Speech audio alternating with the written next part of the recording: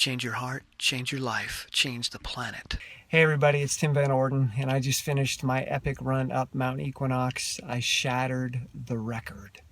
And I wanted to let you know what I ate before, what I ate during, and what I ate after, because people seem to be really curious about that. If you're going to try to break an uphill record inside of a 14.7 mile run with 4,500 feet of elevation gain that takes 3 hours, what do you eat?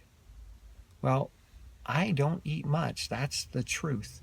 It is now 5 in the afternoon. I'm just getting back to the car. And all I have had today was 32 ounces of water, 10 ounces of grape juice, and 2 Lara bars. That's it. That's all I've eaten today. And I did that on purpose. I started this run with an empty stomach around, 2 o'clock, I guess. Because I didn't want food in my gut when I was running, and I didn't want my body to rely on sugar throughout the run. I'm training my body in this training cycle to fat adapt, which means that I'm getting my body to go towards fat burning more and more during intense exercise. While you're sitting throughout most of the day, your body is burning fat, but when you increase your heart rate beyond the lactate threshold, which for most people is, say 135 beats per minute heart rate. For some people, maybe up to 170. For some very rare people, it may be in the 180s. But for most people, it's on average in the low to mid 130s. So once you go beyond that rate, your lactate threshold, you're burning much more sugar than you are burning fat. Problem is, we can't store that much sugar in the body. Our glycogen stores are pretty limited, but our fat stores are unlimited.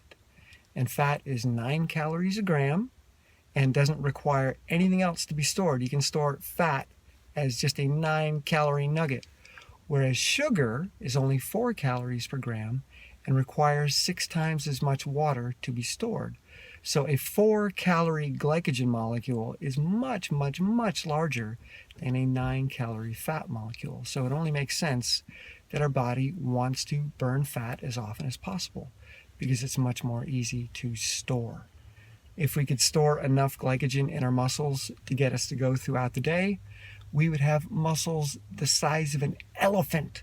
We would have legs as big as trees in order to be able to store all that sugar in there. But because we modern humans are eating throughout the day, we have a constant supply of sugar.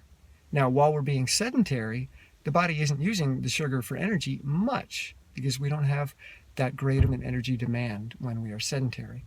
So we burn a little bit of the sugar, we burn some fat, and then we just store the rest of the sugar as fat for later usage. But then when we get into exercise, the body's like, okay, give me sugar and give it to me fast. So you have to eat throughout the run. I didn't eat anything at all on this run. I didn't drink anything on this run.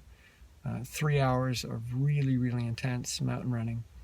Didn't have anything to eat, anything to drink. So now that I'm back to the car, how am I going to fuel up? I went to the grocery store and I got 64 ounces of pomegranate apple cider, which is apples, pomegranate juice from concentrate, and citric acid, and beet juice for color. So that's what I'm drinking, 64 ounces of this juice. There are 8 servings per container and 120 calories per. So we're looking at 800 plus, we're looking at 960 calories right there. And I'm going to slowly drink this over the ride home. And then when I get home, I'll probably nibble and then have a big salad before I go to bed, probably around 7 o'clock. So that's what I'm eating today. And that's what fueled me through this record-breaking run, because I shattered the record. Check it out on Strava.